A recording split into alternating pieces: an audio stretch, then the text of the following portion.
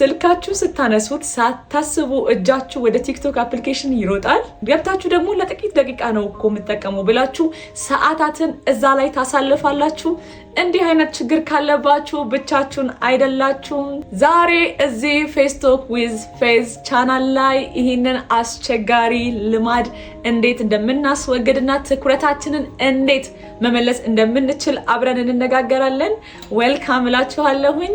ዛሬ ለዚህ ቻናል አዲስ የሆናችሁ ሁላችሁም እንኳን ደህና መጣችሁልኝ። ቱ ቢ ሆነስት እኔም ለዚህ ቻናል አዲስ ነኝ፣ ምክንያቱም ይሄ ቪዲዮ የመጀመሪያ ቪዲዮ ነው። ይህንን ቪዲዮ ስታዩ ሁላችሁም እባካችሁ ይህንን ቻናል ሰብስክራይብ ማድረግ እንዳትረሱ። ስሜ በእምነት አፈወርቅ ይባላል። ምናልባት አንዳንዶቻችሁ ቲክቶክ ላይ በሚለቀው ቪዲዮቼ ላይ ታዩኝ ይሆናል። ወደ ዝርዝር ጉዳያችን ከመግባቴ በፊት ይህንን ቻናል ለምን መክፈት እንዳሰብኩኝና ለምን ወደ ዩቲዩብ እንደመጣሁኝ ሼር አደርጋችኋለሁኝ። ቲክቶክ ላይ ቪዲዮ በምለቅበት ጊዜ የምለቀውን ሀሳብ ሙሉ ለሙሉ የገለጽኩ ስሜት አይሰማኝም። አንዳንድ ሀሳቦች በጣም ትንሽ ይሆኑብኛል፣ ታፍነው ይቀራሉ እና ቪዲዮ ሪከርድ ካደረግኩኝ በኋላ ይሄንን ሀሳብ መናገር አለብኝ፣ ግን እንዴት ላደርግ ቪዲዮ እየረዘመ ተቸገርኩኝ እያልኩኝ ብዙ ቪዲዮዎችን ሪከርድ እያደረግኩኝ ሀሳቡ ሙሉ ስለማይሆን ፖስት ሳላደርግ ወደ ራሴ ይዘዋለሁኝ። እና ደግሞ ታውቃላችሁ የቲክቶክ ተጠቃሚዎች አጭር የሆነ ነገር ነው የሚፈልጉት፣ አጭር ነገር ነው ኮንሱም የሚያደርጉት እና ያንን ነገር ሙሉ ሀሳቤን ለመግለጽ ስለተቸገርኩኝ ነው ወደ ዩቲዩብ የመጣሁት ማለት ነው። ስለዚህ በዚህ ፌስ ቶክ ዊዝ ፌዝ ቻናሌ ላይ ሀሳቦችን በዝርዝር ሼር አደርጋችኋለሁ። ማውራት ያለብንን ነገር በደንብ እናወራለን በዚህ ቻናል ላይ ማለት ነው። ወደ ስያሜው ስንመጣ ፌስ ቶክ ዊዝ ፌዝ ነው የሚለው። ይህ ማለት ስለ እምነት ከበእምነት ጋር የሚል ስያሜ ይኖረዋል ማለት ነው። በዚህ ቻናል ላይ ስለ እምነት ወሬዎችን እናወራለን፣ ከመጽሐፍ ቅዱሳችን እውነቶችን እንማራለን፣ ለህይወት የሚጠቅሙ ጥበቦችን እንካፈላለን፣ በጣም ድንቅ የሆኑ የኑሮ ጥበቦችን እንካፈላለን። እውነተኛና አፕላይ ማድረግ የምንችለውን ትምህርት ነው እዚህ ላይ የምንማረው። ዝም ብሎ ወሬ ብቻ ወይም ደግሞ ንግግር ብቻ ሳይሆን ህይወት ላይ መተግበር የምንችላቸውን ነገሮች አብረን እንማራለን።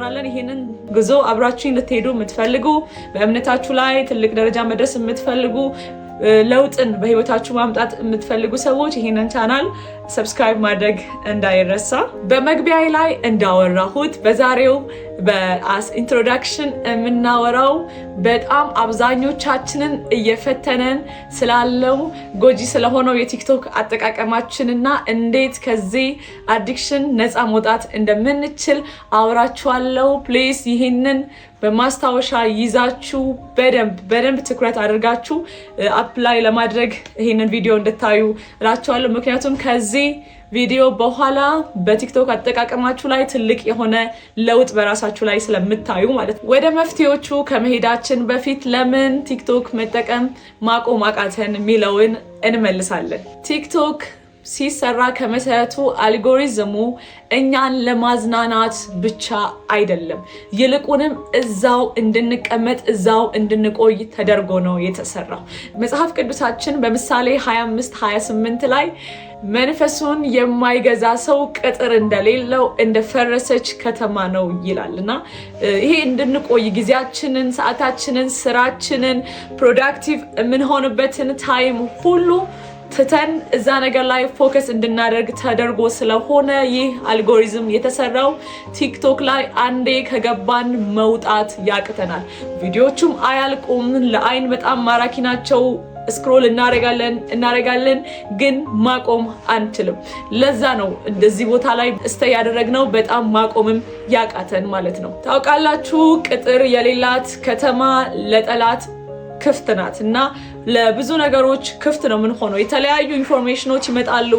የተለያዩ ዜና፣ ወሬ፣ አዝናኝ ነገር፣ ቪዲዮ፣ ዘፈን፣ ሙዚቃ፣ ትምህርት፣ የማይለቀቅ ነገር የለም። ማስታወቂያ፣ ሁሉም ነገር ላይ በቲክቶክ ይለቀቃል። ብዙ ነገሮችን እናገኛለን፣ ብዙ ነገሮችን ኮንሱም እናደርጋለን ከቲክቶክ ላይ። በዛን ሰዓት ላይ እኛም ትኩረታችንን፣ ጊዜያችንን በትክክል ማንሰበስብ ማንጠቀም ከሆነ አላማችንን፣ ጊዜያችንን፣ የወደፊት ህልማችንን እንደ ቲክቶክ ያሉ አፕሊኬሽኖች እየበሉብን ይቀጥላሉ ማለት ነው። ምክንያቱም እነዛን በምንጠቀምበት ሰዓት በሚያሳዝን ሁኔታ ዶፓሚን የሚባል ሆርሞን በሰውነታችን ላይ ይመነጫል፣ ደስታ ይሰማናል እና ያንን ደስታ ፍለጋ በየጊዜው በየቀኑ በየዕለቱ እዛ ቲክቶክ አፕሊኬሽን ላይ ስቴይ እናደርጋለን እንቆያለን ማለት ነው። ታዲያ መፍትሄው ምንድነው? በምን መፍትሄውን ንገሪን እንጂ ካላችሁኝ መፍትሄውን እነግራችኋለሁ።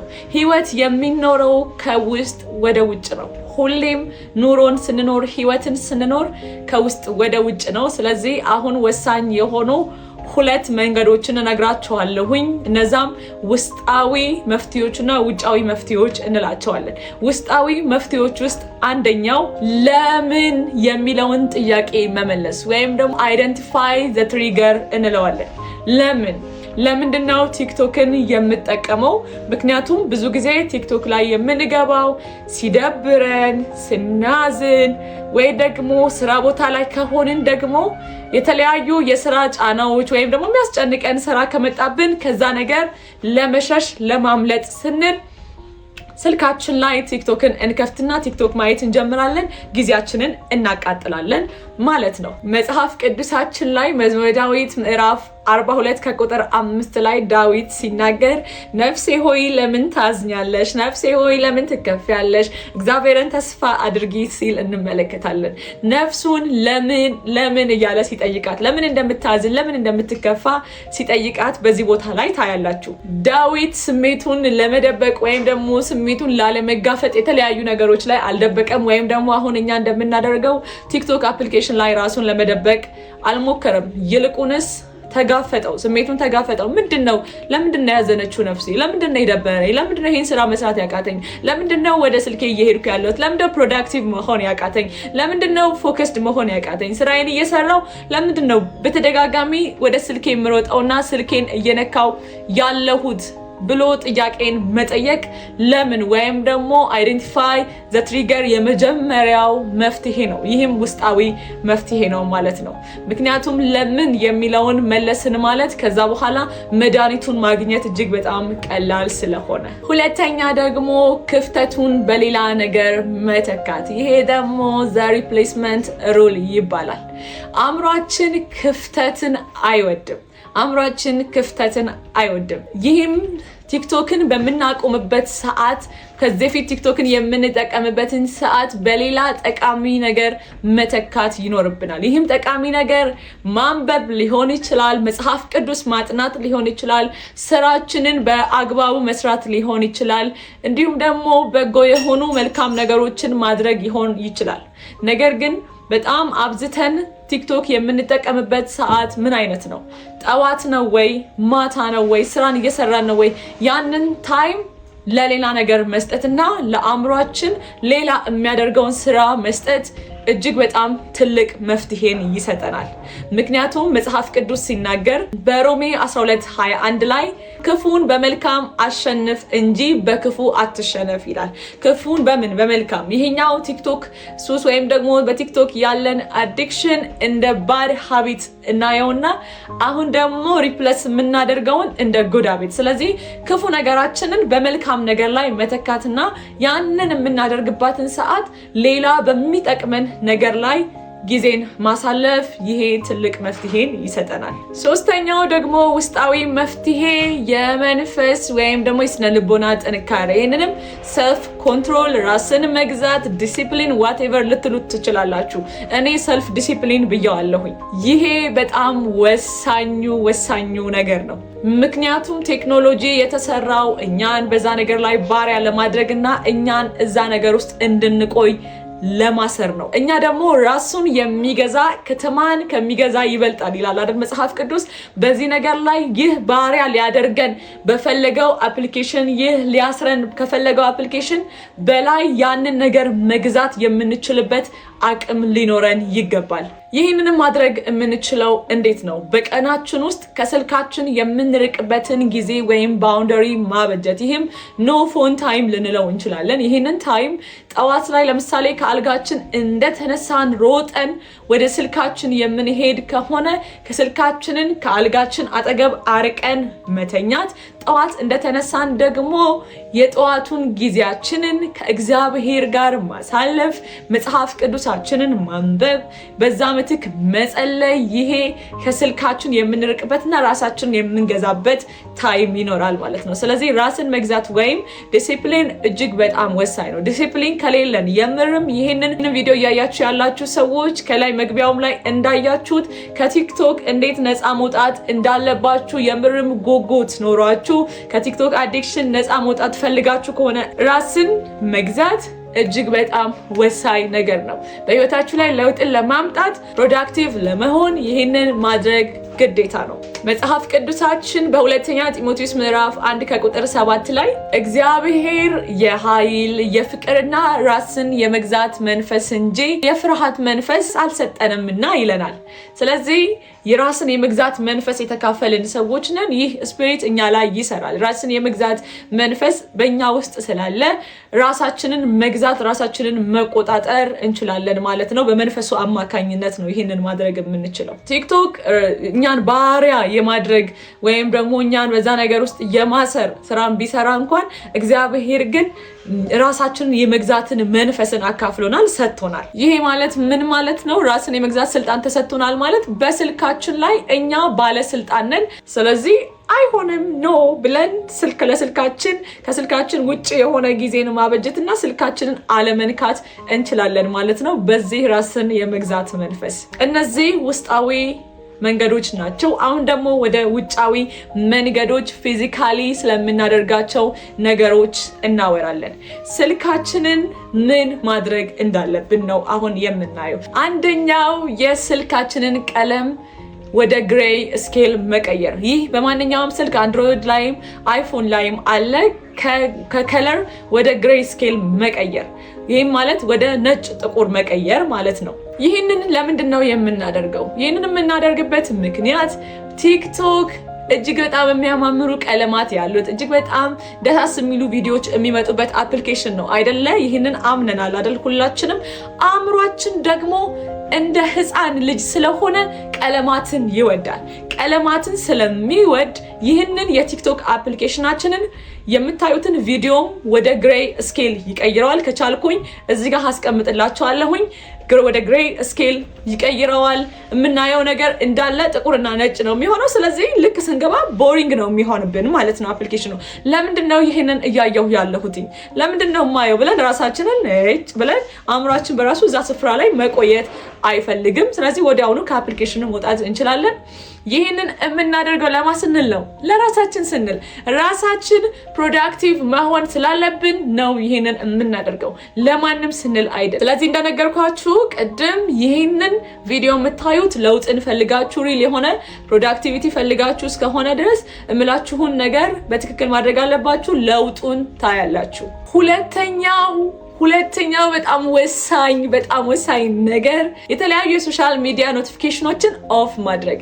እኔ አንዳንዴ ይህንን ኖቲፊኬሽን ና የሚል የሰይጣን ጥሪ ሁላ ይመስለኛል። ኖቲፊኬሽኖቹ ጠቅ እያሉ ስልካችን ላይ በሚገቡበት ሰዓት አርፈን ፕሮፐርሊ ስራችንን እየሰራን የነበርን ሰዎች፣ ተማሪዎች ደግሞ በትክክል እያጠናን የነበርን ሰዎች እስኪ ምን ይሆን የገባው ብለን ለማየት ወደ ስልካችን እንሄዳለን። ኦልሬዲ ይሄ ታይሜ የጥናት ጊዜ ነው፣ ይሄ ታይም የስራ ጊዜ ነው ብለን ወስነን ከተቀመጥን በኋላ በእነዚህ ኖቲፊኬሽኖች ምክንያት ስራችን ዲስትራክት ይሆናል። እኛም ፎከስ አድርገን መስራት ይሳረናል። ስለዚህ ኖቲፊኬሽኖችን ኦፍ አድርጉ። ከኔ ኦፍ አድርጉ። ማየት ከፈለጋችሁ ውስጥ እየገባችሁ ሜሴጅ ከሆነም ወደዛ ግቡ። ምክንያቱም ኦልሬዲ ተነጋግረናል አይደለ? ስልካችን ምን እየሮጠ ወደ ቲክቶክ አፕሊኬሽን ስለሆነ እየገባ ያለው ያንን እየሮጠ ስልካችን ወደ ቲክቶክ አፕሊኬሽን እንዳይሄድ ማስቆም የምንችለው በዚህ በኖቲፊኬሽን ምክንያት ነው። ኦልሬዲ የኢትዮ ቴሌኮም ሜሴጅ እንኳን ቢገባ ዳታችሁ ኦን እንኳን ባይሆን ባይ ዲፎልት እጃችሁ ወደዛ ይሄዳል። ስለዚህ ያንን ማቆም የምንችለው እንዴት ነው? ኖቲፊኬሽኖችን ኦፍ ማድረግ ፕሊስ፣ ይሄንን አድርጉ።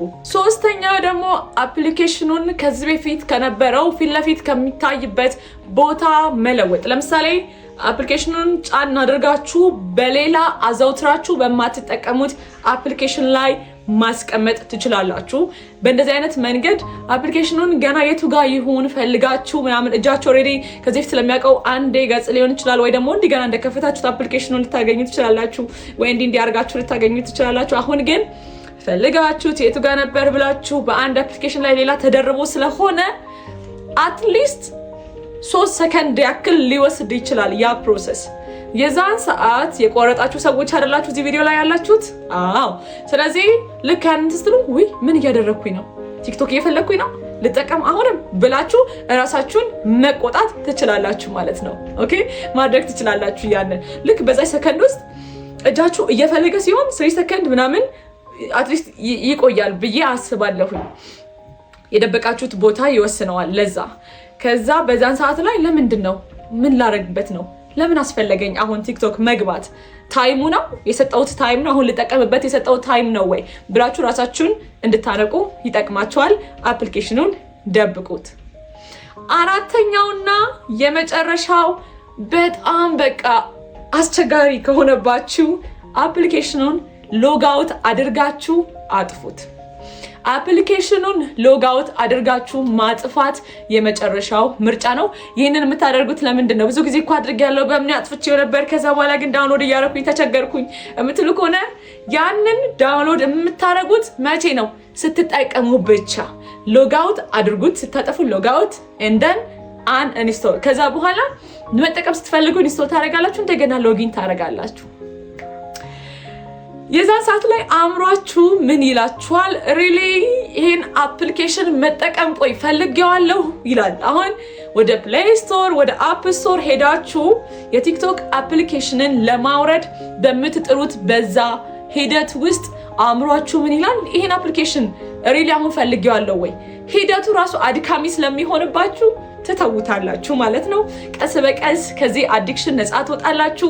ይሄ ቪዲዮ እንደሚጠቅማችሁ በጣም እርግጠኛ ነኝ። የነገርኳችሁን ውስጣዊና ውጫዊ መንገዶች ተጠቅማችሁ ያለባችሁን የቲክቶክ የተበላሸ አጠቃቀም ነፃ እንደምትሆኑ እንደምታስተካክሉና በስራችሁ በመንፈሳዊ ህይወታችሁ ከቤተሰቦቻችሁ ጋር ባላችሁ ግንኙነት እጅግ በጣም የተሻለ የሆነ ለውጥ እንደምታመጡ ሙሉ እምነት አለኝ። ይህንን ቪዲዮ ጠቃሚ ሆኖ ካያችሁት እባካችሁ ላይክ፣ ሰብስክራይብ ማድረግ ለሌሎች ወዳጆቻችሁ ሼር ማድረግ እንዳይረሳ። ይሄ የመጀመሪያ ቪዲዮ ነው። አካውንታችንን አብረን ነው የምናሳድገው።